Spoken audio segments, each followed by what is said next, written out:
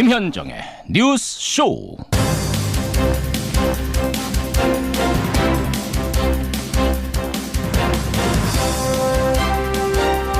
어젯밤 평창 아름다웠습니다. 애청자 여러분 안녕하십니까? 2018 동계 패럴림픽 어제 막을 내렸습니다. 크로스컨트리 신희연 선수가 역사상 처음으로 금메달 따던 순간 벅찼고요. 아이스하키 선수들 동메달을 확정 지으면서 관중과 함께 부르던 그 눈물의 애국가도 명장면이었죠. 하지만 성적보다 더 중요한 건 선수들이 남긴 땀방울입니다. 불가능은 없다라는 걸 눈앞에서 보여준 36명의 선수들, 큰 박수 보내주시죠.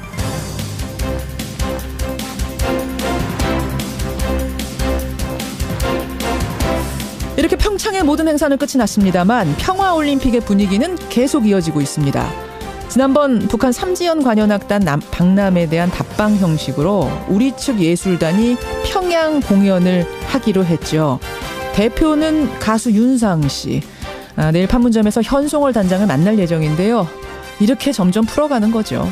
불가능은 없다라는 올림픽 정신이 우리 남북 관계에도 이어지기를 바라면서 월요일 아침 김현정의 뉴스쇼 출발합니다.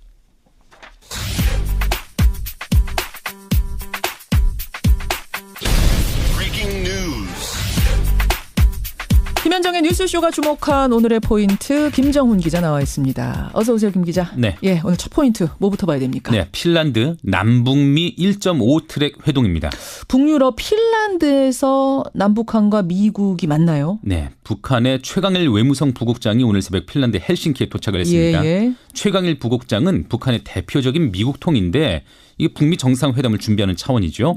1.5 트랙이라고 말씀드린 이유는 반관 반민 회의이기 때문인데요. 누구 나와요? 미국에서는 캐슬린 스티븐슨 전 주한 미 대사가 나오고요. 전직. 네, 전직. 예. 한국에서는 노무현 정부 시절에 청와대 통일외교안보 정책실장을 지낸 백종천 세종연구소 이사장 그리고 예. 신각수 전 주일 대사가 참석하는 것으로 알려져 있습니다. 역시 전직. 네.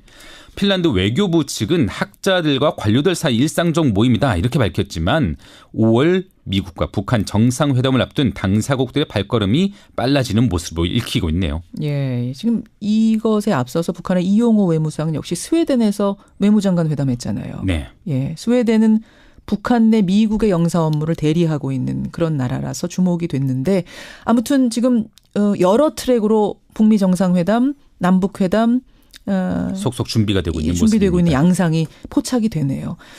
다음 포인트 가죠. 네, MB 영장 청구 검찰의 결단입니다. MB 이명박 전 대통령 구속영장 청구할지 말지 오늘 결정 납니까? 그럴 가능성이 높아 보이네요. 예. 윤석열 서울중앙지검장은 지난 금요일 문무일 검찰총장에게 이 전 대통령 조사 결과를 보고했고요. 예. 이제 문 총장의 결단만 남은 상황이거든요. 어느 쪽에 무게를 뒀어요? 수사팀은 구속영장 청구에 무게를 두고 있습니다.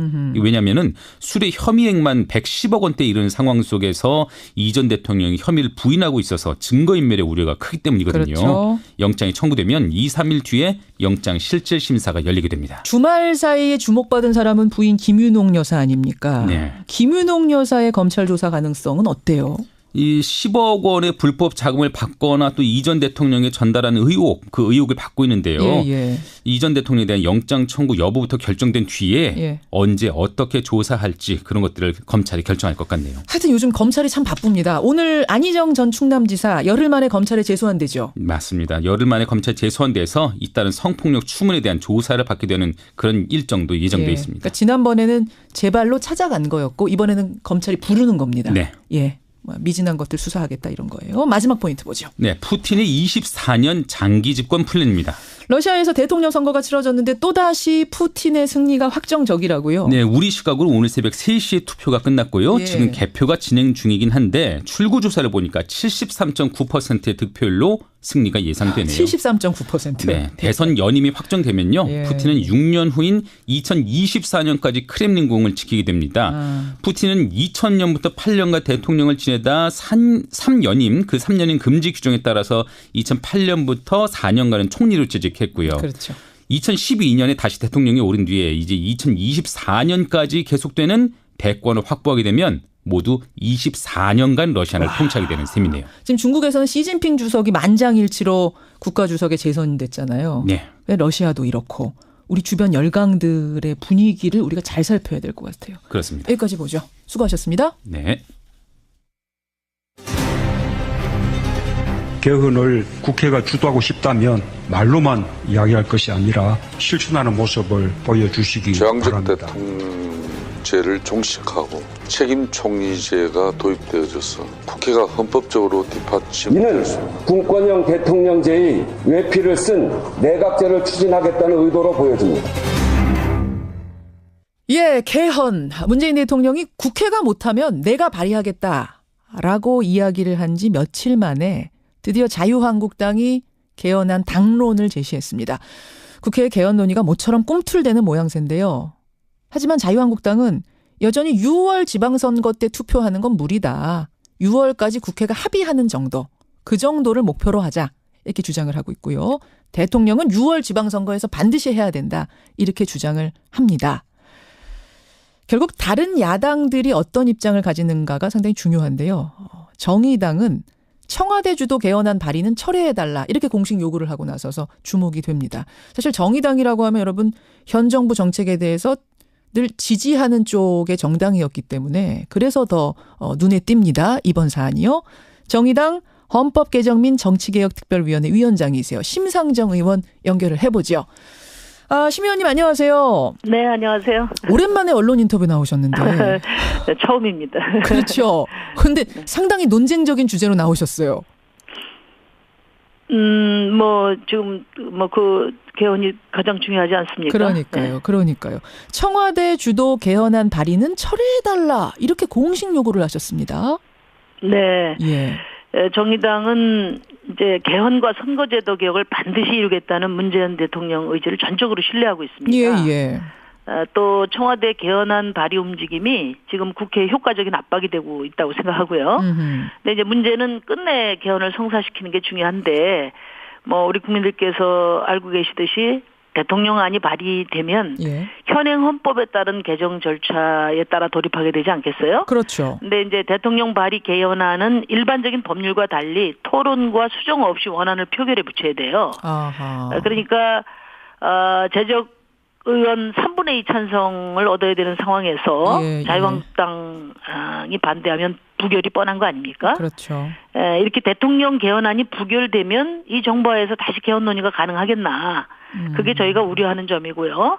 그래서 대통령 입장을 전적으로 공감하지만은 어쨌든 어렵더라도 여야가 합의해서 문재인 정부 하에서 개헌이 성사되는 방법을 찾아보자 그런 취지입니다. 이렇게 대통령이 발의한다고 한들 자유한국당 116석 자유한국당에서 막혀버리면 이 개헌안은 물거품이 되는 건데 그렇게 한번 물거품이 되고 나면은 그야말로 추동력 다 잃어버리면서 개헌 얘기는 쑥 들어가 버릴 거다 이런 말씀. 그게 걱정된다. 네네.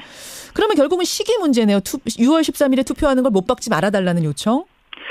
네, 그 시기 문제 이전에 그러니까 국회 개헌안을 만들려면 쟁점을 좁히는 노력이 있어야 되지 않겠어요? 그렇죠. 근데 그동안에 여야가 서로 한 발짝도 쟁점에 대해서는 다가서지 않으면서 시기 연장 문제만 가지고 어깃장 놓고 또 대통령 발의에 대한 책임 공방만 한 게 벌써 몇 달째입니다. 제 얘기는 그런 논쟁을 중단하고 개헌안을 만드는 데 집중하는 로드맵을 만들자고 제안한 거고요. 그래서 주요 쟁점에 대해서 합의를 한다면은 5당 협상 테이블에서 시기 문제도 함께 논의할 수 있다. 그러니 내용 협상에 주력하자. 이렇게 이런 취지예요. 그래서 알겠습니다. 자유한국당이 뒤늦게나마 당의 입장을 서둘러 밝히고 오늘 의총에서 논의를 한다는 거 아니겠어요? 이제 대통령도 절박하게 나서시고 야당도 움직이고 있는 만큼 여당의 역할이 저는 중요하다고 봅니다. 야당과 책임 공방하기보다 이견을 좁히고 타협을 주도해서 대통령 압박 효과를 결과로 만들어내는 그런 협상력을 발휘해 주기 바랍니다. 자, 그러면 지금 내용이 중요하다고 몇 번이나 강조하셨는데 내용 한번 들여다보겠습니다. 청와대 개헌안 내용 보면은요. 4년 연임제, 대통령 4년 연임제를 주장하고 있습니다. 여기에 대해서는 어떻게 생각하세요? 대통령 4년 연임제는 지금 야당들이 요구하는 분권과 병행할 수 있다. 4년 연임제와 분권형 대통령제를 병행할 수 있다? 네, 그거는 뭐 야당들이 다 인식을 저는 같이 하고 있다고 봐요. 문제는 이제 분권의 내용인데, 이 야당이 주장하는 이원집정부제는 이제 총리를 국회에서 선출해서 총리가 내각 구성권을 다 갖자는 거 아닙니까? 그렇죠. 그거는 이제 사실상 내각 책임제와 같고 지금 당장 내각 책임제로 가기는 어렵다. 이것이 국민의 뜻이란 말이에요. 예. 그렇다고 하면 대통령제와 조화를 이루는 대통령제에 부합하는 그런 총리 인선 방법을 생각해 보자. 그래서 제가 제출한 게 탈반으로 낸 게 이제 총리 추천제죠. 지금 근데 저 청와대에서는 분권형 대통령제를 생각하고 있는 건 아닌 것 같은데요. 4년 연임제는 지금 같은 대통령제이면서 4년으로 기간 축소하고 연임 한 번 더하게 하는 거지 분권형 대통령제에 대해서 오케이 한 건 아닌 것 같은데 조정의 가능성은 있다고 보시는 거예요? 대통령께서 선거제도 개혁에 대해서 야당의 의지를 보이면 분권에 대해서도 검토할 수 있다 이런 말씀을 이미 하셨거든요. 그렇기 때문에 저는 자유한국당이 연동형 비례대표제 도입을 비롯한 국회 개혁에 대해서 적극적인 의지를 밝히면 저는 뭐 대통령께서도 대통령제와 조화를 이루는 범위 내에서 분권은 충분히 검토하실 수 있다 이렇게 이해를 하고 있습니다. 지금 사실 단어들이 참 어려워요. 용어들이 어려워서 지금 청취자분들이 들으면서도 막 헷갈리실 거예요. 새로운 것들도 많아서 제가 다시 한번 정리해 보겠습니다. 네네. 정의당의 입장. 우선 4년 연임제에 대해서 오케이 할 수 있다. 하지만 물론이죠. 그대로는 아니고 분권형 대통령제와 함께 가는 거면 좋겠다. 저희는 뭐 분권형 대통령제라는 표현은 이제 자유한국당 표현이고요. 저희는 대통령제와 조화를 이루는 총리 추천제가 현재 대통령제와 또 야당이 이야기하는 이원집정부제 사이에 그나마 타협을 할 수 있는 최소한의 대안이다 이렇게 생각합니다. 딱 분권형 대통령제는 아니고 총리 추천제. 국회가 총리 추천할 수 있는 권한 정도 갖자. 근데 지금 자유한국당에선 총리 추천하는 정도가 아니라 아예 총리를 국회가 뽑아야 된다라고 얘기하는데 거기까지는 동의 안 하세요? 그건 이제 총리 선출제는 사실상 내각 책임제와 같다. 이런 지적이 일리가 있다고 봅니다. 그래서 내각 책임제로 입장을 갖고 있다 하더라도 지금 우선 그 여당이 대통령 연임제를 주장을 하고 있지 않습니까? 그리고 무엇보다도 국민들이 국회를 신뢰하지 않고 그리고 대통령제를 선호하고 있어요. 그런 점에서는 대통령제와 조화를 이루는 범위 내에서 총리 선임 방법을 고민하는 것이 바람직하다. 추천 정도가 맞다. 네. 그래서 정의당은 지금 이제 제가 이야기한 총리 추천제와 또 총리 선출제가 사실상 다 갖고 이게 다 내각 책임제다.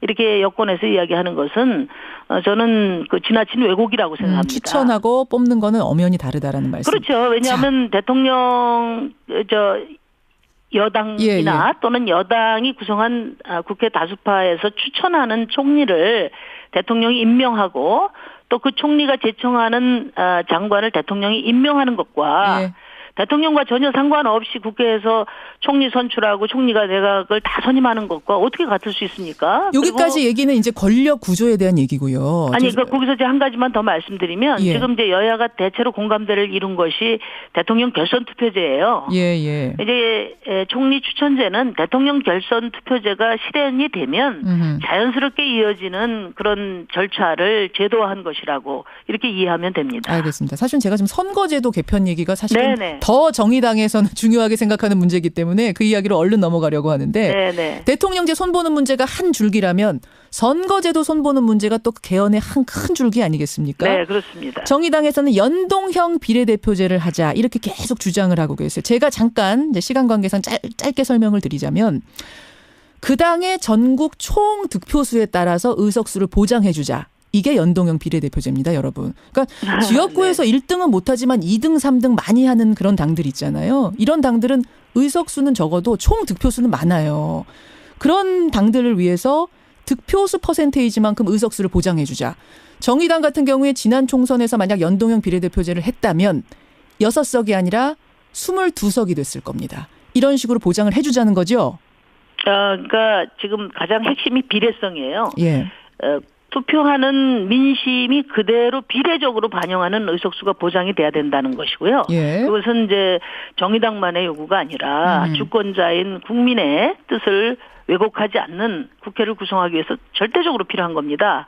근데 이제 지금 이 개헌 논의하는 과정에서도 국민들이 국회에 대한 불신, 이것이 지금 권력 구조를 바꾸는데 가장 큰 지금 그 장애지 않습니까? 예. 그러니까 국회가 제대로 일할 수 있는, 국민을 제대로 대변하고 제대로 일할 수 있는 과감한 개혁 없이 개혁은 사실 불가능해요. 알겠습니다. 그래서 우리가 정의당은 처음부터 선거제도 개혁을 비롯한 국회 개혁을 전제로 해서 선행하고 개헌을 하자 이렇게 주장을 했는데 선거제도 개혁이 국회의원의 그 배지의 생사 여탈권을 갖고 있다 보니까 계속 안 돼 왔고 개헌보다 더 어렵다 그렇게 국회의원들이 이야기를 하고 그래서 개헌과 함께 하자 해서 여기까지 온 겁니다. 근데 그 연동형 비례대표제라는 거를 사실은 지역구에서 1등 많이 하는 당에서는 좋아할 리가 없을 거라고 생각했는데 자유한국당이 웬일인지 금요일에 이렇게 말했습니다. 국민 대표성 강화하는 방안을 강구 중이다. 모든 가능성을 열어놓겠다. 네. 연동형 비례대표제도 받을 수 있는 것 같은 뉘앙스로 지금 얘기를 했어요. 그래서 네네. 만약 한국당이 연동형 비례대표제, 이거 정의당이 주장하고 지금 민주평화당도 주장하는 이걸 받는다면 함께 이 개헌 문제에 대해서 연대 형식으로 갈 생각도 있으신 겁니까? 저희는 개헌과 선거제도 개혁을 어떻게든 성사시키는 일이 중요하고요. 어떻게든? 그러려면은 여당과도 연대해야 되고 야당과도 연대해야 됩니다. 말하자면 원내 5당이 합의를 할 때만이 성사될 수 있다.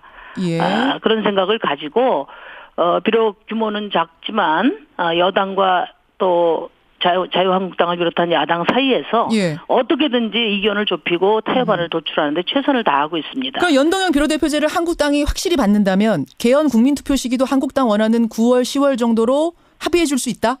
연동형 비례대표제에 대해서 흔쾌히 받으면은 여권에서도 권력구조 문제에 대해서 전향적인 안을 내놓을 테고요. 그렇게 해서 국회안이 조속히 마련이 되면은 시기 문제는 부차적인 문제가 될 거라고 봐요. 6월 안에 국민투표를 할 수도 있죠. 원래 약속한 대로 6월 13일 날 국민투표를 병행할 수 있을 정도로. 근데 한국당이 그건 아니라고 이미 말을 해버려서요. 시기는 아니 그러니까 그 문제는 일단은 개헌할 의지가 있는지 또 연동형 비례대표제에서 확실히 받겠다는 의지를 표명을 하면 자연스럽게 국회 5당 협상 테이블에서 시기 문제도 일괄 논의가 가능하다. 이런 생각입니다. 알겠습니다. 여기까지 입장 확인하죠. 심상정 전 대표님 고맙습니다. 네, 감사합니다. 정의당 심상정 의원이었습니다.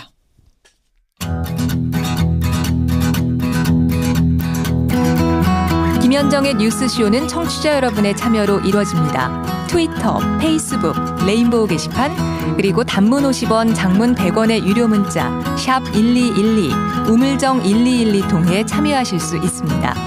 김현정의 뉴스쇼, 여러분과 함께 만듭니다. 김성환의 행간 시사평론가 김성환 씨 나오셨습니다. 어서 오십시오. 네, 안녕하세요. 월요일 아침, 지금 가장 떨고 있는 사람은 누굴까요? 이명박 전 대통령이겠죠? 그럴 것 같아요, 진짜. 지금 구속영장이 청구되느냐 마느냐 오늘 결정된다면서요. 네, 맞습니다. 또 이 전 대통령과 함께 가장 긴장된 주말을 보낸 사람이 있습니다. 누구요? 영장을 청구하는 입장이죠. 이 문무일 검찰총장이 될 것 같은데요. 오늘 행간 그 얘기 가지고 오셨다면서요? 네. 지난 주말 동안 거의 월요병에 시달릴 정도로 고민을 했을 문무일 검찰총장. 이 MB 구속영장 청구를 고심에 고심을 거듭하고 있는 문무일 검찰총장. 이 뉴스 행간을 좀 살펴볼까 합니다. 오늘 영장 청구할 거라는 거는 확정적입니까? 아니요. 그거는 아니고요. 아니에요? 시기상으로 그럴 거다 이렇게 추측을 하고 있는데 저는 오늘 할 거라고 봅니다. 그래요? 많은 사람들이 이제 그렇게 예측하고 있는데요. 왜냐하면 박근혜 전 대통령 때는 굉장히 정치적 부담감이 많았거든요. 그렇죠. 현직 대통령. 네. 그런데 일주일 만에 구속영장이 청구됐습니다. 근데 이명박 전 대통령은 지난 14일 소환조사 받았으니까요. 오늘이 닷새째입니다. 그렇죠. 그러니까 일주일하고 비교해 봤을 때도 하루 이틀 내에 구속영장을 청구할 수밖에 없고요. 또 지난 주말이 있었기 때문에 주말 동안은 고민할 시간이 충분해서 타이밍상으로 오늘 청구하는 게 맞다 이렇게 봅니다. 단도직입적으로 그럼 개인 의견입니다만 네. 개인 의견 여쭐게요. 구속영장 청구, 불구속 기소 어느 쪽이라고 보세요? 당연히 구속영장 청구할 당연하죠. 수밖에 없다고 자, 보는 그럼 거죠. 하나 더 그냥 나가서 질문 드릴게요. 네. 영장 청구는 할 수 있지만 이거를 법원에서 오케이 할지 말지 이건 어떻게 보세요? 그건 잘 모르겠습니다. 솔직하게 모르시겠습니까? 네. 하지만 구속영장 청구는 100%다. 네, 그게 바로 오늘의 첫 번째 인간인데요. 첫 번째 인간은 구속할 이유가 차고 넘친다입니다. 그러니까 검찰 입장에서 이 전 대통령을 구속할 이유는 차고 넘치는데 구속하지 않을 이유 제가 자꾸 찾아보니까 딱 한 가지밖에 없습니다. 뭔가요? 예를 들어서 이 전 대통령 구속영장을 청구하지 않는다. 그러면 뭐 이거는 전직 대통령 2명을 구속 상태에서 재판받도록 한다. 지방선거가 다가왔다. 예. 다 정치적 이유예요. 검찰은 정치하는 곳이 아니잖아요. 그렇죠. 법률적 이유로 구속영장을 청구하지 않을 이유는 피의자 인권보호 딱 하나밖에 없습니다. 아하. 그렇지만 구속할 이유는 차고 넘치잖아요. 그렇죠. 편의점에서 과자만 훔쳐도 구속되는 시대에 이 전 대통령은 뇌물수뢰 혐의액만 110억 원입니다. 다스 횡령 금액은 350억 원이거든요. 예. 어떻게 안 할 수가 있겠습니까? 더구나 종병격인 김백준, 이병모, 이영배 최측근은 줄줄이 구속됐는데 주범인 이 전 대통령은 구속하지 않는다? 상식적으로 말이 안 되고요. 예. 검찰 조사에서 대부분 혐의 부인했잖아요. 증거 인멸 우려 있습니다. 이런 상황에서 어떻게 구속영장 청구 검찰이 안 할 수가 있겠습니까? 구속영장 청구를 100% 할 거라고 보는 첫 번째 이유, 첫 번째 행간, 두 번째는 뭔가요? 두 번째 인간은 누군가는 짐을 져야 한다입니다. 무슨 짐이요? 검찰이 차고 넘치는 구속사유 외면하고 이 전 대통령을 불구속 기소한다? 그러면요. 또 다른 질문에 답을 해줘야 합니다. 어떤 거요? 김윤영 여사는요? 아들 시영 씨는요? 예. 사위는요? 형님은요? 조카는요? 이런 질문에 검찰이 어떻게 다 답을 내놓을 수 있겠습니까? 한번 김 여사 보세요. 혐의가 간단치 않잖아요. 국정원 특수활동비 10만 달러 받은 것부터 시작해서 이팔성 우리금융지주 회장으로부터 5억 원 받았죠. 다스 법인카드 4억 원 썼다고 예, 하죠. 예. 아들 시영 씨는요. 땅 매각 자금 263 도곡동 땅 예. 263억 원 중에 10억 원 받아 썼다고 하죠. 다스 배당금 뭐 수억 원 송금 받았다고 하죠. 하청업체 강제로 뺏었다고 하는 혐의도 있습니다. 예. 이 외에도 사위 이상주 삼성전자 전무는요. 불법 자금 배달했다고 하죠. 비자금 조성한 형 이상은 회장은요. 그러니까요. 이 전 대통령은요. 이 전 대통령에 대해서 검찰이 구속영장 청구하지 않으면 나머지 그럼 다 불구속시킬 거야?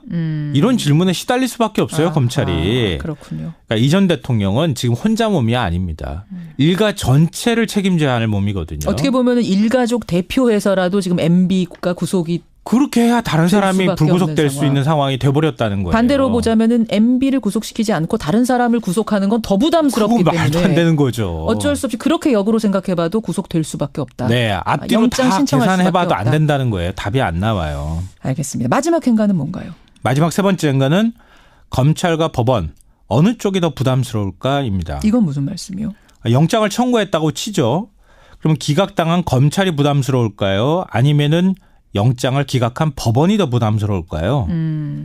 법원의 고민이 더 크겠죠. 예, 당연히. 그렇죠. 네. 검찰 입장에서 영포빌딩 지하창고 문건도 있죠. 친인척들 전부 다 다스 이명박 전 대통령 거라고 하는데 근데 영장 어떻게 그 청구 안 할 수가 있겠습니까? 예. 청구해서 만약에 기각당한다? 그래도 해야죠.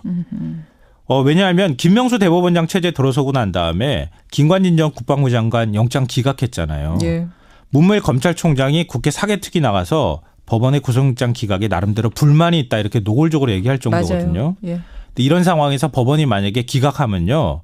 아니 개혁한다더니 하나도 바뀐 게 없네 이런 소리 나온다는 거예요. 어떤 상황이 되든 검찰은 할 말이 있을 것이다. 그렇죠. 영장 청구를 주저할 이유는 없다. 맞습니다. 따라서 청구까지는 100%다. 이렇게 보시는 거. 네, 맞습니다. 그 다음에 대해서는 정말 모르시겠어요? 아니요. 전 발부할 거라고 봅니다. 여건 지켜보겠습니다. 수고하셨습니다. 네, 고맙습니다. 청취자 박승관 님이 이 문무일 총장에게 띄우는 편지 하나 보내주셨네요. 뭐가 고민되십니까? 국민 보고 원칙대로 법대로 하십시오. 모두 공감하실 겁니다. 입으로 가죠.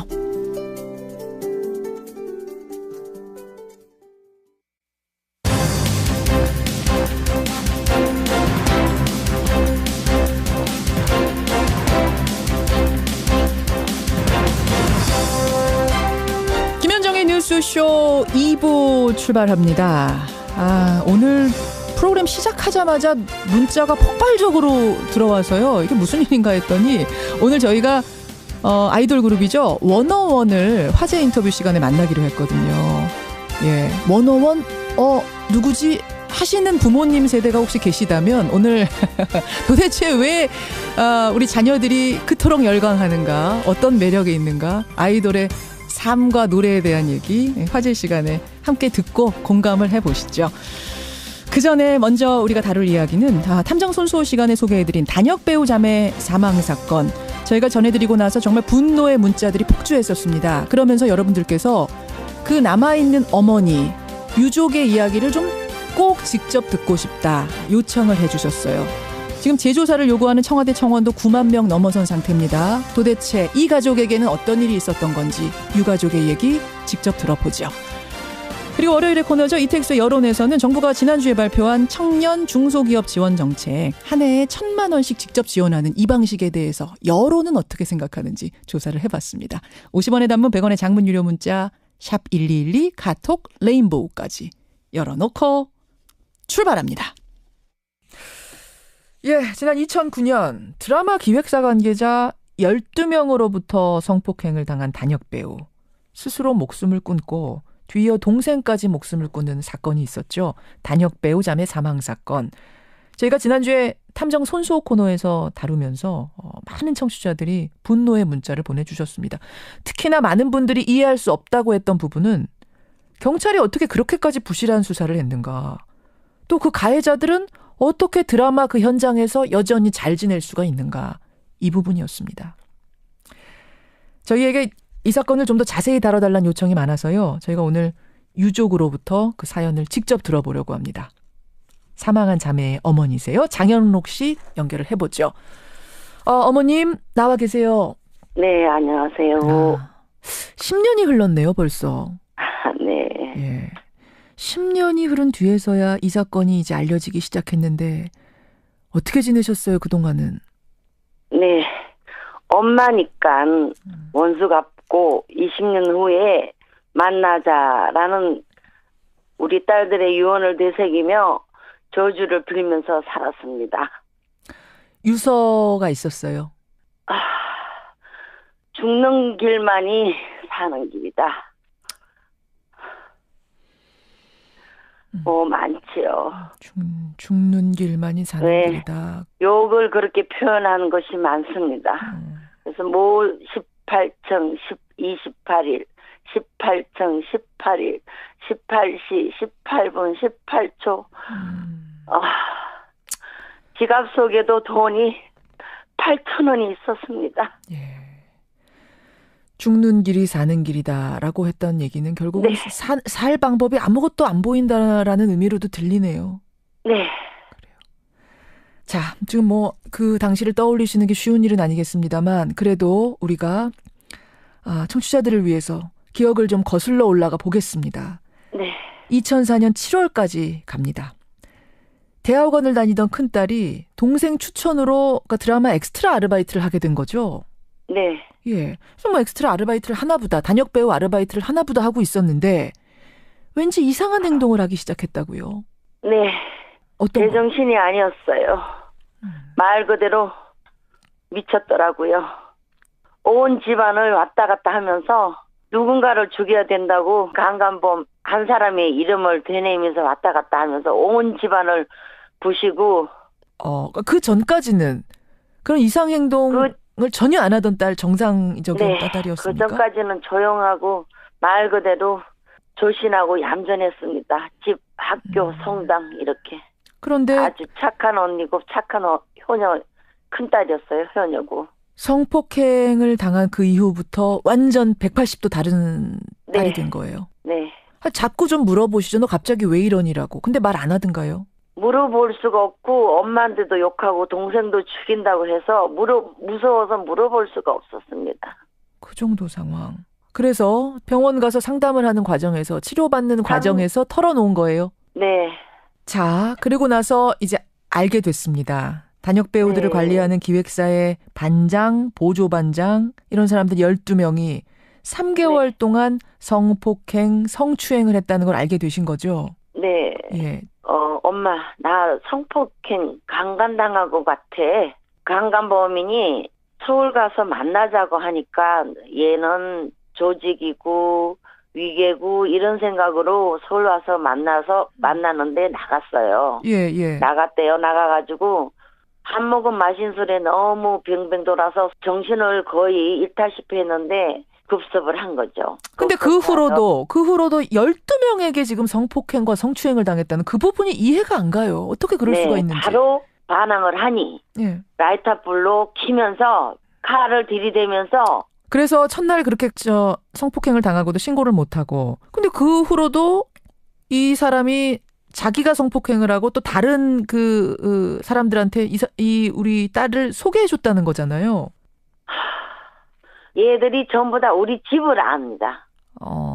전부 다 집 앞에 와가지고 전화하면은 순식간에 나가버려요. 제가 말릴 수도 없고 집에 없을 때도 있는데 순식간에 나가가지고 3일이고 4일이고 안 들어올 적이 있고 연락이 안 되는 이유가 나중에 보니까 핸드폰을 일단 뺐었기 때문에 집에 연락을 할 수 없었다고 얘기했어요. 아니 그걸 왜 거절하지 못하고 다 나갔을까? 거절 못합니다. 일단은 동생을 팔아넘긴다.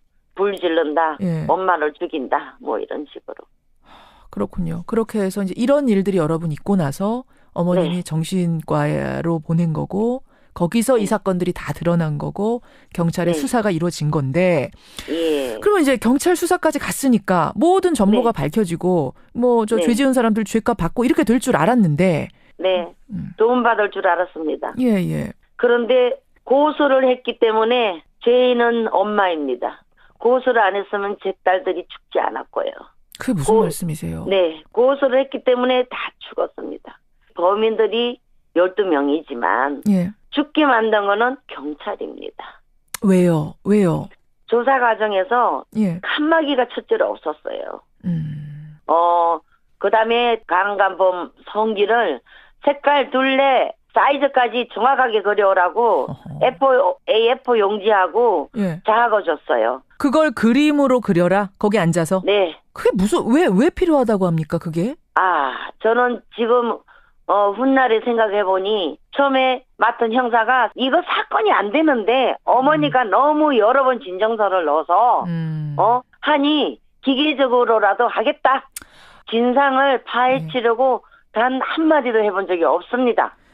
딸이 경찰 조사 받던 기간 동안 너무 힘든 나머지 아예 경찰서 앞 차도로 막 뛰어들고 이런 행동도 했었다면서요. 그날이 그 강간범 보고 자세하게 묘사하라 하면서 둘이 서로 웃는 나머지 우리 애는 그 안에서 쓰러졌다. 제가 중단을 하고 데리고 나왔는데 그날에 8차선 도로에서 저쪽으로 그쪽까지 뛰어들어가지고 정말 살았습니다. 그러니까 성행위를 묘사해라라고 하면서 킥킥거렸다. 어머님이 이건 안 되겠다 싶어갖고 데리고 나오셨어요. 그랬더니 경찰서 앞 차도로 막 그냥 뛰어드는 거예요, 딸이. 이미 우리 애가 울고 웃고 제정신이 아니었어요. 재발된 거죠. 결국은 그런 조사를 견디지 못하고 2년 만에 2006년에 고소를 취하하죠. 근데 그게 또 끝이 아니었어요. 딸이 2009년에 스스로 목숨을 끊습니다. 그 3년 동안은 어떻게 지낸 거예요? 고소를 취하하고는 참 편안해 하더군요.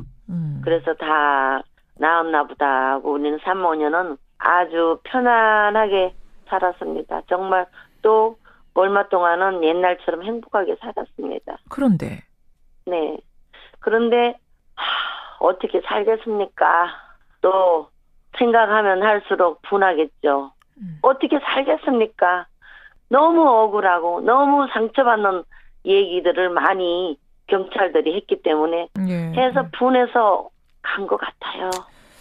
그리고 나서 6일 만에 언니를 따라서 동생도 목숨을 끊었어요. 가더라고요. 아니 동생마저 왜요? 너무 괴로우니까. 자기가 소개를 해줬다는 것 때문에? 그리고 너무 똑똑한 언니가 이 세상의 전부니까. 전부잖아요. 엄마보다 더 가까운 전부예요. 그 정도 절대적인 엄마보다 절대적인 존재였다고 생각했어요. 따라가더라고요. 엄마니까 원수 갚고 20년 후에 우리 만나자고 따라가더라고요. 네.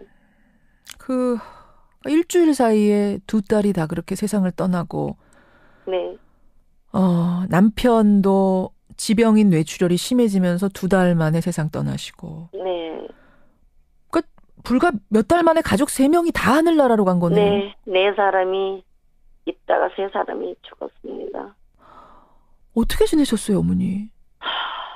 울면서 지내다가 자살 유가족 모임 찾아서 헤매다가 자살 시도를 했는데 살았습니다. 어머님도 네. 그러셨어요?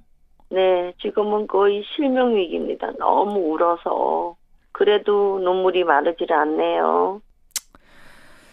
아유, 마음이 참 아픈데 형사 고소를 취하를 한 것이 있기 때문에 네. 재고소를 할 수는 없답니다. 법적으로. 남은 길은 가해자 12명에 대한 손해배상 청구. 그러니까 민사소송이었지만 이것도 공소시효가 만료됐기 때문에 이것도 네. 결국은 무죄 판결이 났고요. 네. 할 수 없이 1인 시위하는 방법을 택하셨던 거죠. 네. 피켓 들고 유인물 나눠주고. 네. 그런데 지금 그 12명은 잘 살고 있다. 이게 무슨 말입니까? 네.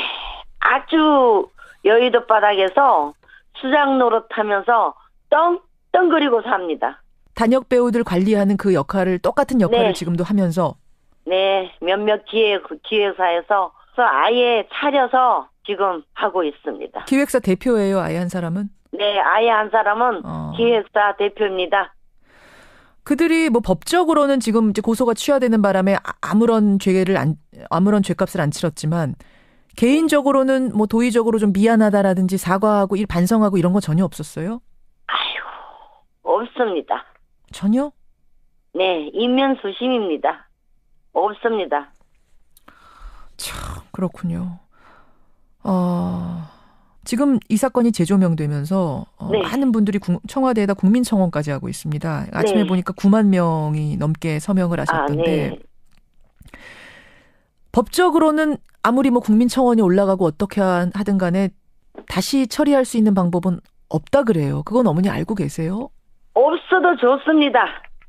없어도 좋은 이유가 예. 이렇게 사람들이 국민 여러분들이 이 억울한 죽음에 대해서 알고 있는 것만도 저는 감사합니다. 세상이 좀 알아라도 달라 해서 지금도 네. 1인 시위 매일같이 그렇게 나가서 피켓 들고 하시는 거예요? 네. 세상이 뭘 좀 알았으면 좋겠습니까? 무슨 말씀하고 싶으신 거예요? 청원을 20만 명 일단 될 때까지 좀 도와달라고요. 네, 그리고 이 세상에는 우리 애들은 경찰이 죽였습니다. 경찰이 아니었으면 지금 제 옆에 2 딸들이 살고 있습니다. 여러분. 이렇게 외치고 싶습니다. 그리고 꼭 이 강간하고 이 살인한 이 범인들을 꼭 써야지만 일을 줘야지만 드라마가 완성이 된답니까? 제발 이 사람들을 여의도 바닥에서 내쳐 주십시오. 이렇게 외치고 싶습니다. 자, 지금 마음이 너무 아픈데 일단 진정을 하시고 딸들 예쁜 딸들 모습이 아직도 뭐 눈 감으면 아른아른 하시겠어요? 아니요. 눈 떠도 보입니다. 네. 옆에 있는 것만 갖고 어제 일 갔습니다. 눈을 떠도 생각나고 눈을 감아도 네. 생각나고 네. 계속 딸들 생각나고. 사람들은 뭐 잊어라. 멀리 왔다. 이렇게 하는데 10년 전 일이다 라고 얘기하는데 저는 아닙니다. 엄마이기 때문에 날마다 후배 파는 가슴을 쥐어뜯으며 그리워하고 있습니다. 1초. 너무 그립습니다. 1초만 봤으면 소원이 없겠습니다. 무슨 10년요. 절대 아닙니다. 잊을 수가 없습니다. 너무 그립습니다. 10년이 무슨 상관이에요. 죽기 1초 전까지 저는 그리울 것 같아요. 세월하고 전혀 상관이 없습니다. 어머니, 조금 진정하시고 어머니 힘내셔야 됩니다. 네. 예, 어머니가 힘내셔야겠어요. 지금 제가 볼 때는 네. 어머님도 지금 상황이 아주 위태위태하신 것 같습니다. 아주 어려우신 상황인 것 같은데 힘내시고 네. 이 사건 세상에 알리기 위해서 지금까지 버티신 거잖아요. 네. 예. 정말 세상이 다 알 때까지 네. 지치지 마시고요. 꿋꿋하게 살아가시기를 기원 드리겠습니다. 네. 고맙습니다. 고맙습니다. 예. 단역 배우 자매 사망 사건. 저희가 탐정 시간에 다루면서 지금 많은 분들이 관심을 갖고 계시는데요. 그 어머님, 남아있는 유일한 유가족 장연록 씨를 만나봤습니다. All About News 김현정의 뉴스 쇼.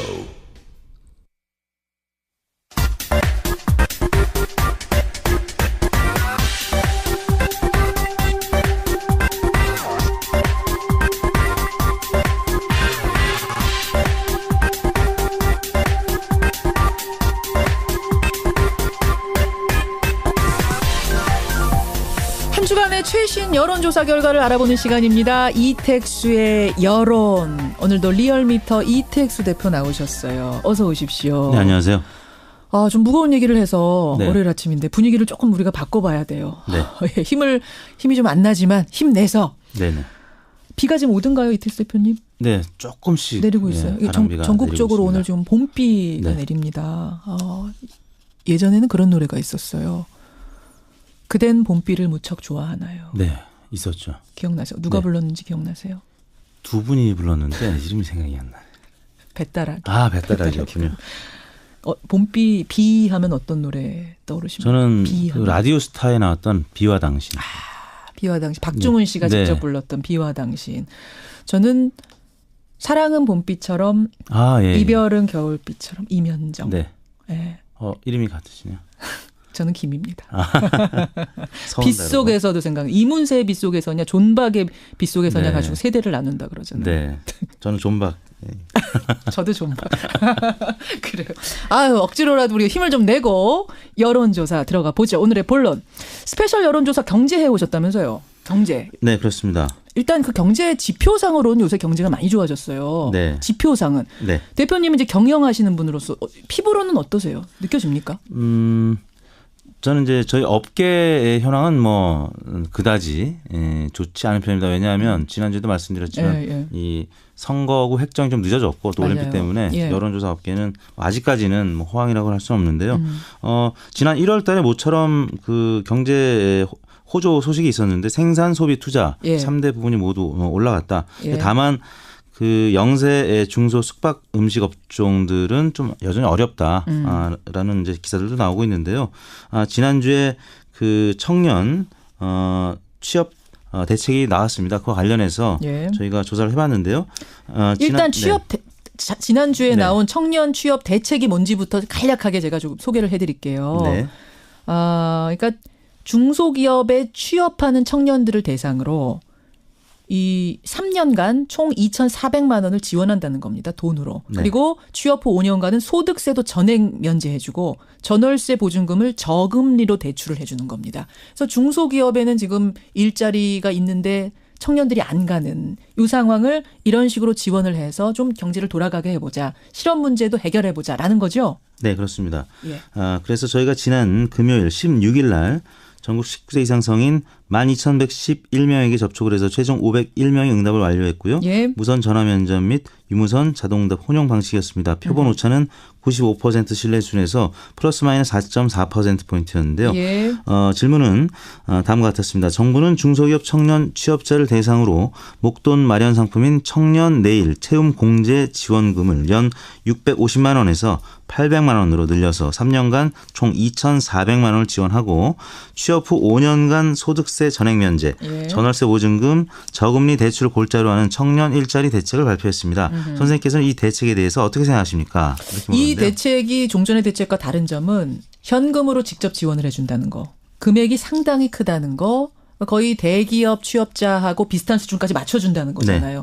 좀 이게 돈으로 이렇게 직접 지원 해주는 게 맞느냐. 이건 포퓰리즘 아니냐. 혹은 형평성 어긋나는 거 아니냐. 이런 반론도 나올 법하기 때문에 여러분의 생각을 한번 여쭌 겁니다. 답변은요? 네. 보기 1번은 청년 취업과 중소기업 인력난 문제 해결에 도움이 되므로 찬성한다. 2번은 지방선거를 위한 선심성 퍼주기로 반대한다. 3번 잘 모르겠다였는데요. 어떻게 나왔습니까? 조사 결과는 찬성 55.7%, 예. 반대 29.6%로 2배 가까이 찬성 의견이 높게 나타났습니다. 2배가량이나 높았어요? 네. 어떻게 분석이 돼요? 연령별로는 20대가 71.5%로 가장 높았고요. 역시. 40대가 58%로 그 뒤를 이었습니다. 예. 50대 53.2%, 60대 이상은 49.4%로 네 번째로 높게 나타났는데 예. 의외로 30대가 가장 찬성이 낮았는데요. 48.9%였습니다. 30대가요? 네. 그러니까 아까 20대는 71.5%나 찬성을 했는데 네. 바로 위 30대는 40%대. 이게 왜 그러냐면 예. 기존 재직자가 역차별 받을 수 있다. 그런 우리는 뭐냐 이미 우려가 취직한 있기 때문에. 뭐냐. 근데 이제 이번에 발표된 대책에 보면은 예.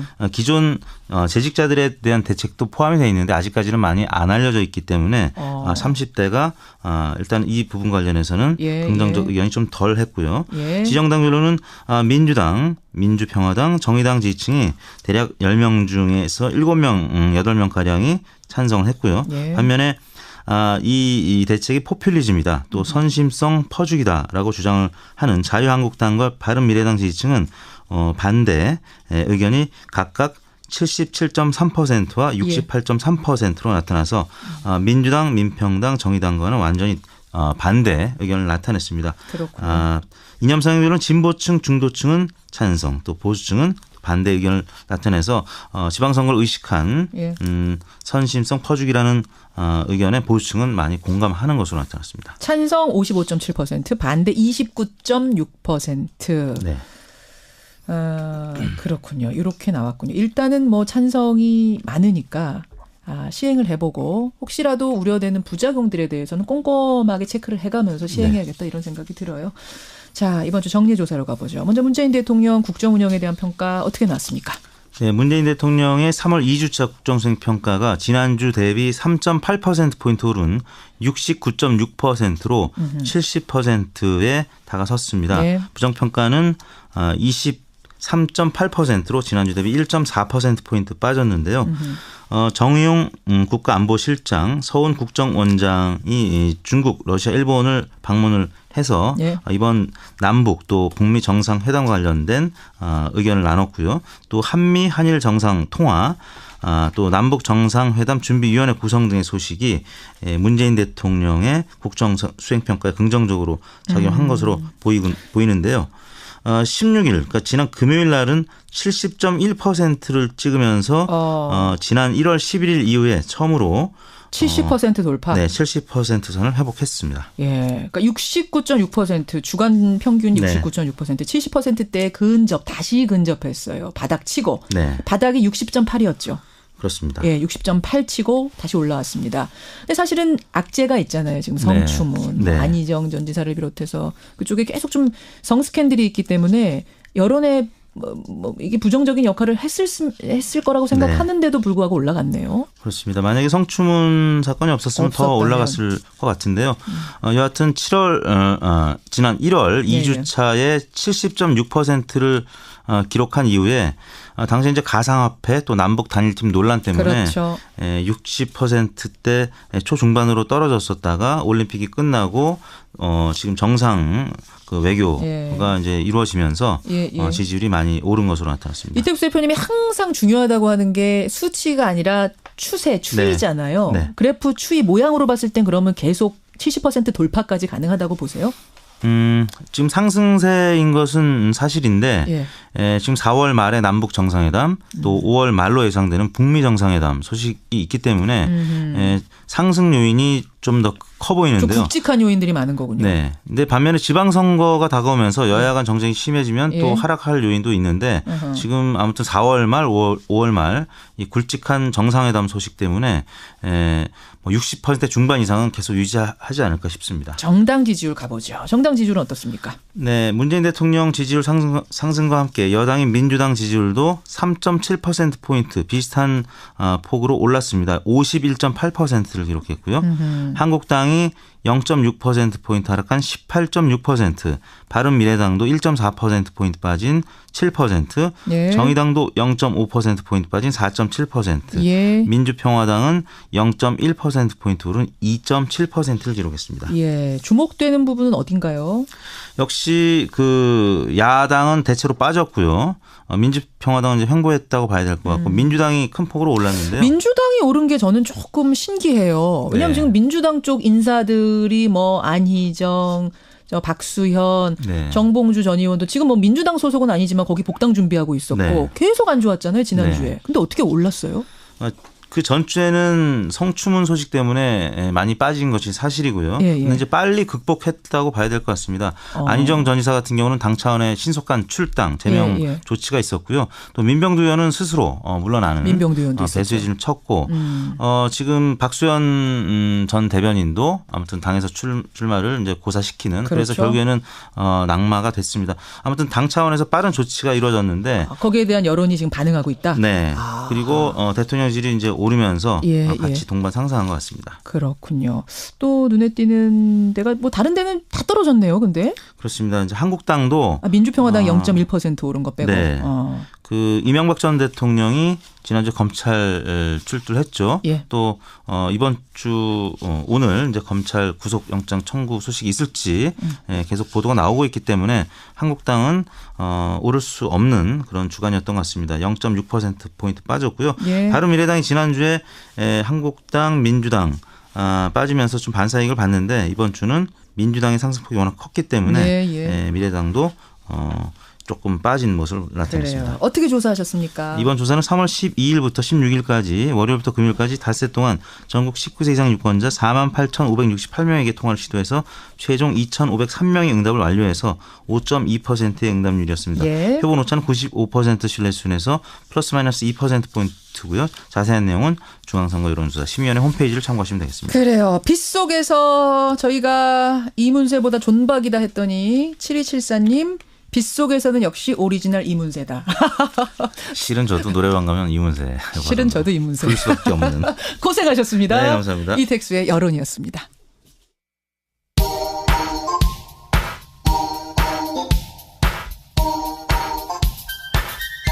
김현정의 뉴스쇼 CBS 라디오와 함께하고 계십니다. 저는 퇴근길 시사잡기 정관용입니다. 중소기업 취업하는 청년들에게 현금으로 지원해주는 문제. 황창선님은 찬성입니다. 예, 좋습니다. 반면에 정혁진님은 왜 중소기업 청년에게만으로 한정하나요? 라고 하셨고, 오찬미님은 아니 자유한국당 지지자들이 제일 많이 혜택 볼 것 같은데 이거 왜 반대하는가 이해 안 간다는 분이 계시는가 하면 김은숙님은 포퓰리즘입니다. 선심성 맞습니다. 하셨고 8988님은 무슨 돈으로 합니까? 세금이 대통령 개인 돈입니까? 이렇게 반대하는 목소리. 여론조사를 돌려봤을 때는 한 2배가량으로 찬성이 더 많았습니다만 어쨌든 지금 청취자 문자 들어오는 것만으로 봤을 때는 찬반이 이렇게 들어오네요. 예, 뭐 한번 다음에는 찬반 토론을 해보는 것도 좋겠다 생각이 들고요. 단역 배우 자매 사망 사건은 많은 분들이 분노하는 아침입니다. 망자의 한을 풀어주세요. 10년이 지나도 꼭 밝혀져야 됩니다. 정선희, 오진석, 이미애님 외에 많은 분들이 보내주고 계시고 이정엽 님도 청와대 청원 동참했습니다. 라고. 지금 주소 링크들을 저희 레인보우 쪽하고 뭐 게시판 등등 해서 많은 분들이 보내주고 계시거든요. 예, 청와대 청원 들어가면 여기에 재수사 요청하는 청원. 물론 재수사가 한 번 취하한 사건에 대해서 다시 할 수는 없답니다만 어떤 다른 방법은 없겠는가 많은 분들이 애끓는 문자 보내주고 계세요. 고맙습니다. 변상욱 대기자 어서 오십시오. 네, 안녕하십니까. 예, 오늘 변상욱 대기자도 사실은 뜨거운 주제를 가지고 오셔가지고 교회 얘기예요. 뭡니까? 예, 한국기독교교회협의회가 22일에 시국 토론회를 엽니다. 예. 주제는 촛불혁명의 완성, 삶을 바꾸는 개헌 이렇게 되어 있습니다. 개헌입니다. 예. 왜 이 개헌 토론회를 기독교교회협의회가 열게 됐느냐 하면은 최근에 기독교 보수 진영에서 정부가 추진하는 개헌안은 무서운 공산혁명, 사회주의 국가 건설이 담겨 있다. 이렇게 가짜 뉴스가 너무 판쳤기 때문에 너무 가짜 뉴스가 도니까 삶을 바꾸는 개헌 이렇게 주제를 잡고 개헌에 대한 실상을 이제 토론회를 여는 거죠. 어떤 게 바람직한지. 그런데 이 소식이 전해지자마자 반동성애 기독시민연대라고 하는 또 보수 기독교 운동 단체 사이트에는 당신들이 가짜 뉴스 진짜 뉴스를 판별하는 판별가들이냐. 왜 정권의 나팔수 노릇을 하냐. 거짓된 통일운동에 놀아나지 말라. 이렇게 하면서 또다시 반박이 이제 올라오고. 기독교 개 내에서 말하자면 갈등이 벌어진 거군요. 싸움이 벌어진 거예요. 그래요. 3.1절 앞두고 가짜뉴스가 번져가지고 문제가 됐을 때 이때도 대형교회 목회자 보수 진영 신도들이 적극 나선 모습이 포착이 되면서 그때 언론에 상당히 이슈가 됐었잖아요. 또 한국교회가 많은 비판을 받기도 했습니다만은 그래서 여당 내에 아예 댓글 조작 가짜뉴스 법률 대책단이 만들어졌습니다. 벌써 가짜뉴스 1만 3천 건이 접수가 돼가지고 이 중에 유포자를 찾아가지고 누가 퍼뜨렸는지 찾아가지고 고소를 500건 정도 진행을 했습니다. 500건 어떤 거 있어요? 가짜뉴스. 뭐 대통령에 대한 욕설과 저주, 죽어야 된다는 저주까지 포함해서 악성 댓글이 있고요. 그다음에 지금 설명 잠깐 드린 민주당을 중심으로 한 개헌 초안. 사실 그 제대로 나오지도 않았는데 뭐 사회주의 개헌안이 마련됐다는 가짜뉴스. 그다음에 한국 정부가 비트코인을 북한에다 갖다 바쳤다는 뭐 그런 뉴스까지 등등등.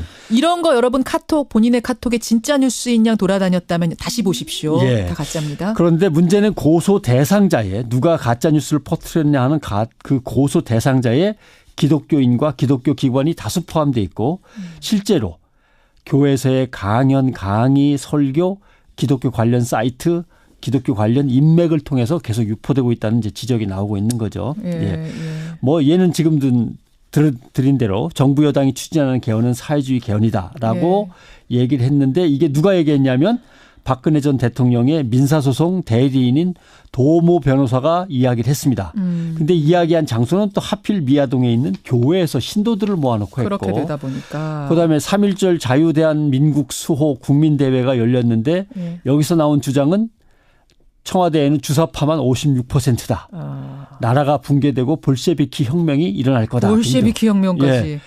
여긴 또 가짜뉴스 의견 분명하지만 경기도 안양의 모 교회를 비롯한 많은 목사님들이 몸 아픈 사람 빼고는 다 참석하라고 종용한 사실이 또 나중에 밝혀져서 이슈가 됐죠. 토지 소유권을 정부가 박탈할 거다. 이 가짜 뉴스도 막 퍼지면서 뭐 강남, 목동 이렇게 부동산 비싼 곳에 부동산 가지신 분들이 이게 무슨 일이야.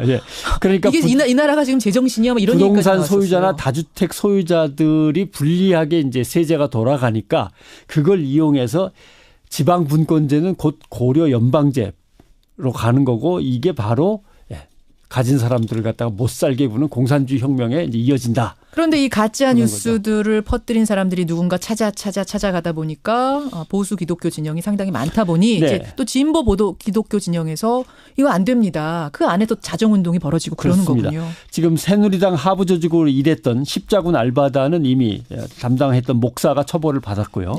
그다음에 S땡땡땡 본부라든가 한국 땡땡땡 네트워크, 라이 땡땡땡땡 몬트, 기독교 땡땡땡땡땡크 등등등 여러 기관들이 교회 내부에서 유통되는 상당의 가짜 뉴스 루머를 갖다가 추적한 결과 여기 중에 한 곳을 반드시 거쳐서 나간다라고 지금 파악이 되고 있는 거죠. 그렇다면 한국교회는 왜 이런 극우적인 성향으로 가짜 뉴스까지 만들면서 흘러가려고 하는 건가? 물론 한국 기독교계라고 전체를 저는 싸잡아 말하고 싶지는 않습니다. 그 안에 일부라고 하죠. 일부들이 왜 이렇게 극단적으로 흘러가는 건가? 첫째는 뭐 한국교회의 침체와 위기를 벗어나기 위해서 뭔가 희생양을 만든다는 분석이 나와 있고요. 두 번째는 이 뒤에는 개신교의 정치 세력화를 꿈꾸는 일부 보수 진영 인사들이 다음 총선 때 기독교 정당이 국회에 진출할 수 있도록 그 세력을 결집하고 연대를 지금부터 일찍 서두르고 있다. 정치를 하고 싶어하는 사람들이 있다. 결국 뭐 자기들 국회의원 되고 싶어서 신도들을 동원한다 이런 얘기가 되겠습니다. 그런데 교회는 전국에 조직적인 힘을 갖추고 있고 이념적인 동원이 가능하기 때문에 지방선거부터 이제 정치권에 악용될 가능성이 큰 거죠. 특히 이번에도 모든 가짜 뉴스의 뒤에는 이런 구절이 붙습니다. 모든 뉴스의 뒤에 다가오는 지방선거에서 100% 이겨야 합니다. 뭐 이런 게 이제 붙어 있는 거죠. 선거라는 게 붙는군요. 기독교발 가짜 뉴스의 특징은 문제는 누가 엄청 잘한다 좋다가 아니라 누구를 박멸해야 된다. 이 땅에서 없애야 된다. 내쫓아야 한다. 예. 사회적으로 매장시켜야 한다. 이렇게 혐오와 핍박, 배척을 기조로 하고 있습니다. 예. 이거는 뭔가 반기독교적인 가치고 정서라고 생각을 합니다. 당연하죠. 예. 그럼 이러한 가짜뉴스에 속지 않으려면 어떻게 해야 돼요? 아무튼 맨 앞에 긴급 기도 제목, 중보 기도 요청 이런 게 붙으면 거의 다 가짜입니다. 잠깐만요. 예. 긴급 기도 제목, 중보 기도 요청 이런 거는 대개 이런 게 붙고 가짜입니다. 뒤가 뉴스 형식으로 뭔가 새로운 소식을 전하는 것 같으면 의심해봐라. 예. 또 중앙 언론사의 뉴스에는 나오지 않았는데 블로그나 카톡 이런 걸 통해서 예. 거창한 개헌 뉴스나 북한 뉴스, 커다란 북한 뉴스가 막 번져나가면 이것도 가짜일 가능성이 높습니다. 아하. 또 이미 가짜 뉴스에 젖어서 살아온 기독교 신도들은 이런 게 나오면 오히려 입맛에 맞는 게 나왔다고 더 위안을 삼고 그걸로 소속감을 느끼는 것 같아요. 근데 정말 조심해야 될 거는 이게 전체 기독교인들, 전체 교회가 그런 것처럼 얘기하면 절대 안 되고요. 예. 우리 같이 사람들이 있잖아요. 정상적인 분들이 훨씬 많다는 가짜뉴스에 속지 않으려고 노력하는 사람이 훨씬 많다는 건 강조해야 됩니다. 이미 있는 분들은 속을 준비가 돼 있는 거죠. 이런 가짜뉴스가 뜨는 순간 확 믿어버리면서 또 자기도 열심히 전파하는. 속고 싶은 사람이 있는 게 아니냐. 네, 그런 거죠. 그다음에 문제는 교회에서 또 목사님들이 가짜 뉴스와 가짜 예화를 이런 것들을 갖고 설교를 하는 문제가 그런 있고요. 분들도 계시다. 교회 관련 모임이나 외부의 모임에서 보고 들은 걸 교회에 와서 전파하는 행위, 예. 단체 카톡방에서 열심히 퍼나르는 행위 예. 등등 이런 것들이 문제로 지적되고 있습니다. 참, 예. 제일 중요한 거는 이렇게 개신교회가 도덕적으로 신망을 잃었는데 정치적으로까지 아주 흉악한 집단이라고 국민에게 규정되면 정말 한국교회는 갈 곳이 없습니다. 생각할 게 많은 아침이네요. 예, 변상욱대 기자 수고하셨습니다. 고맙습니다.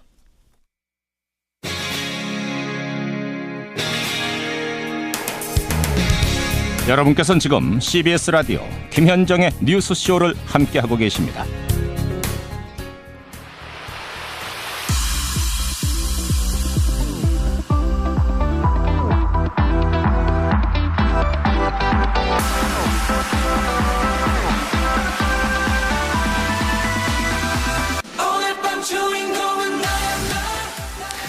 여러분 이 노래 정말 익숙하시죠? 지난해 한 오디션 프로그램을 통해서 데뷔한 그룹 워너원의 노래입니다. 데뷔와 함께 괴물신인 이런 타이틀을 얻으면서 연말 시상식, 신인상 다 휩쓸었고요. 가요 차트까지 석권한 그룹인데 오늘 새 앨범을 들고 나온답니다. 벌써 앨범 선주문이 70만 장을 돌파했다 그래요. 대단하죠. 예. 올해도 워너원의 황금기는 계속 될 것 같습니다. 오늘 화제 인터뷰에서 만나보죠. 워너원 11명의 멤버를 이끌고 있는 리더입니다. 윤지성 씨 연결해 보겠습니다. 윤지성 씨 안녕하세요. 네, 안녕하세요. 워너원의 리더 윤지성입니다. 반갑습니다. 반갑습니다. 이게 아이돌식 인사인가 봐요. 아닙니다. 원래 앞에 소개가 뭐라고 하나도 이런 게 있는데 혼자라서 조금 민망해가지고. 뭐라고 하는 거예요, 앞에? All I wanna do, 워너원. 네네, 오직 내가 원하는 건 워너원이다. 이렇게. 네. 와, 멋있네요. 이게 저희 뉴스쇼 청취자들은 이제 중장년층이 많아요. 말하자면 워너원 팬의 부모님들 세대도 많으시거든요. 아, 정말요? 예. 그래서 오늘 이제 부모님 세대한테 점수 딸 수 있는 기회예요. 네, 열심히 하겠습니다. 윤지성 씨. 이 조금 전에 들은 나의 하나 그 노래. 네. 데뷔하고 한 몇 번이나 부른 것 같아요?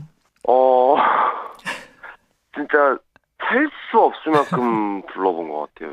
기억도 안 날 정도로. 그렇죠. 그렇죠. 너무 많이 사랑해 주셔가지고 저희도 막 텐션 올라서 부르게 되고 그런 것 같아요. 그리고 오디션 프로그램에서 뽑히던 그 순간 기억도 막 살아나니까 더 좋을 것 같아요. 그렇죠. 그래요.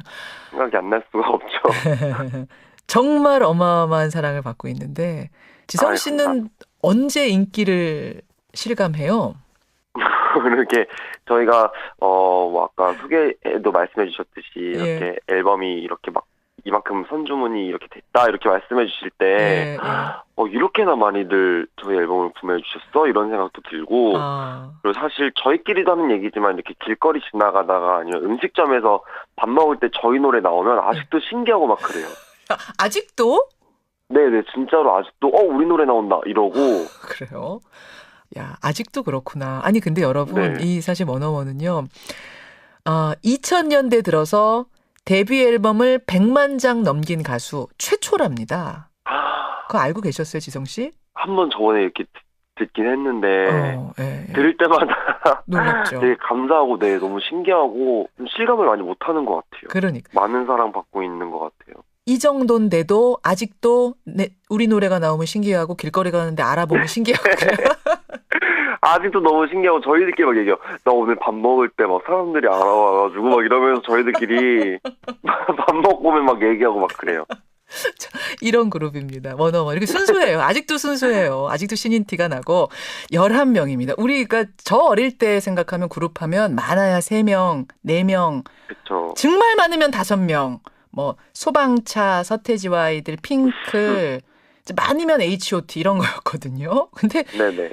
워너원은 11명이에요. 네, 맞아요. 참 이 리더로서의 애환도 있을 것 같아요. 그 11명의 개성 강한 청년들을 이끌고 가려면. 일단 11명의 친구들이 다 사실 자기 주장도 강한 편이고 개성도 강하고 근데 또 저희들끼리 얘기를 굉장히 많이 해요. 뭐 이렇게 일이 있거나 이러면 다 저한테 와서 얘기를 해주니까 제가 너무 감사하고 또 장난이 되게 밝아요, 아이들이. 좋게 말하면 밝은 거고. 네, 정신이 없어요.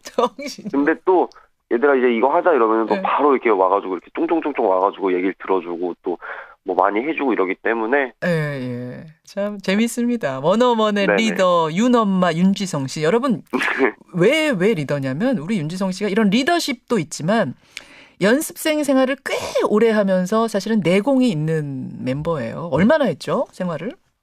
방송에는 이제 5년이라고 되어 있었는데 제가 사실은 거의 7년 정도를.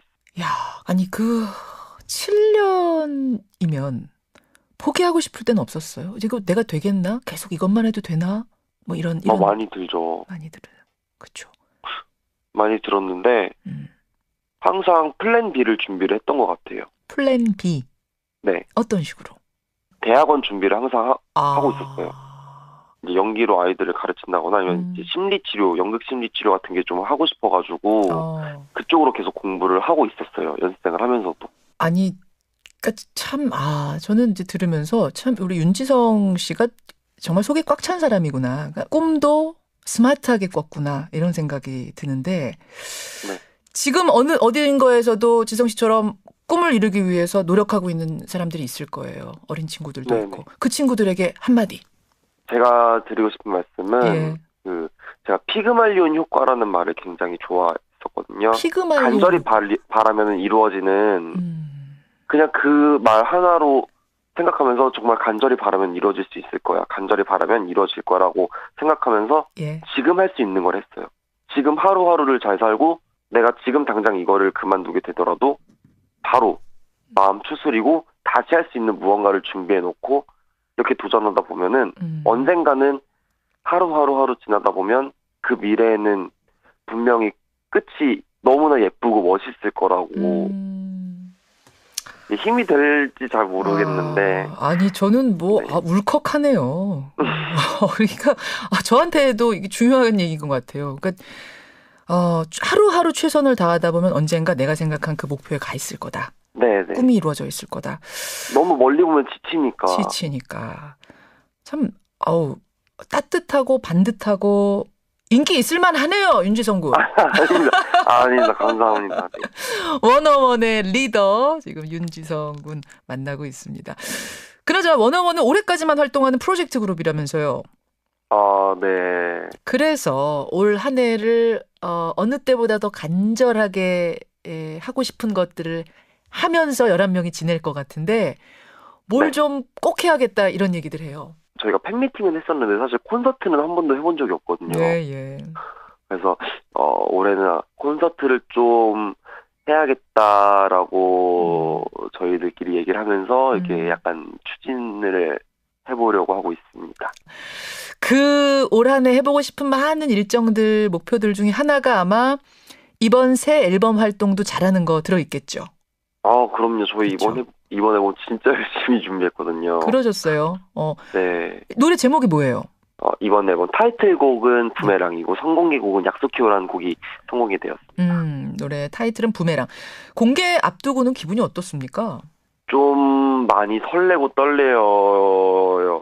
황금기라고 해가지고 저희가 이렇게 포부를 잔뜩 들고 나왔는데 이게 잘 안 되면 어쩌지라는 생각을 좀 하면서 이번 앨범을 좀 준비를 열심히 했었거든요. 그렇군요. 안무도 중요하잖아요. 아이돌 그룹은. 중요하죠. 잘 짜졌어요, 이번에 좀? 이번에 안무가 좀 굉장히 난이도가 좀 있는 안무여가지고. 그래요?